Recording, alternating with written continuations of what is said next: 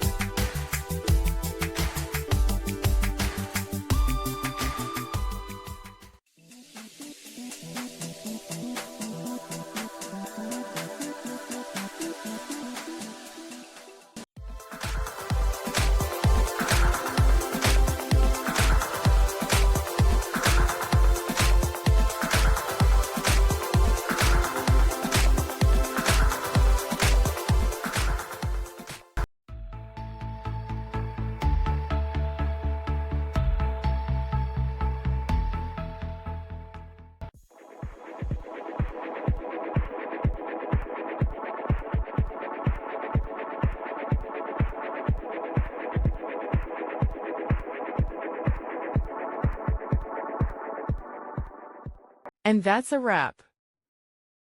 I hope you found the answer you were looking for.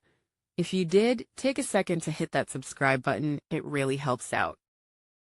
And let me know in the comments which solution worked best for you. See you next time in the debug zone.